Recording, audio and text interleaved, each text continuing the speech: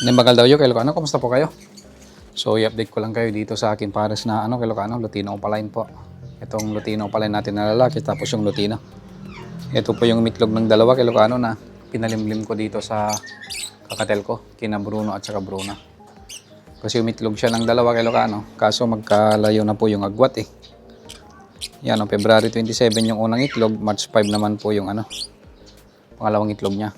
1 week po yung pagitan, kaya pinalimlim ko na yung itlog nila Ilocano.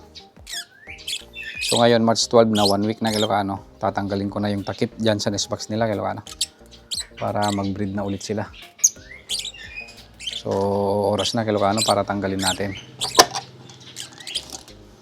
Ayan o.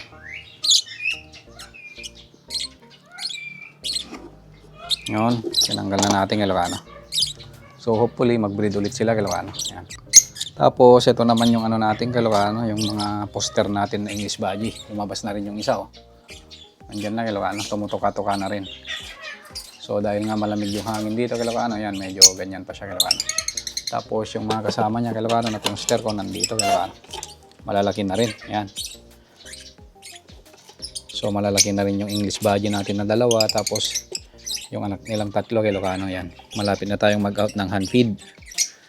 Yan, tapos yung huli, yan.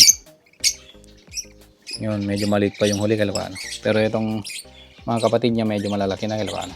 Bale 5 silang lahat dito Ilocano, yan. Itong dalawa mga 3 to 4 days pa siguro Ilocano, pwede ko nang i-out yung yung panganay na lovebirds yan. Kaya malapit na itong pang-hunted Ilocano, yan. Oh. May mga balahibon na rin sila. Yan. So ang galing tong pair na to Ilocano. Magaling siyang pamoster. Tapos yung tatlong English Badgie na pinoster ko dito Ilocano, yan malalaki na rin yan. Ito ang ganda ng isa Ilocano, ito. Itong English Badgie na to. Yan. Ang ganda. Yan oh, ang laki. Malaki siya Ilocano.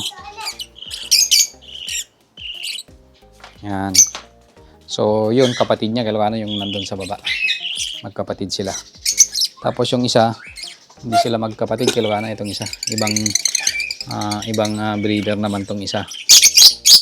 Wild type yung isa Ilocano, ito. English Badgie na wild type po yung parents nito Ilocano, kaya medyo green na po yung lumalabas oh. So medyo malaki na rin siya Ilocano.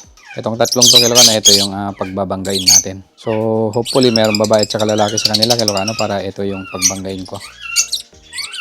Para iwasin breeding tayo. Tapos yung dalawang English Badgie ko na blue Ilocano, yan, nilagay ko muna dito. Yan. So nilagay ko muna sila dito sa cage na to Ilocano, kasi meron ako nakuha ang proven pair. Breed ko muna sila doon sa Ilocano, sa fly cage. Kasi ito mga bata pa, pinapagulang pa natin tong mga to Ilocano para sure na marunong sila mag-alaga. So yun lang Ilocano, ito lang po yung update dito sa back-to-back na Lutino natin.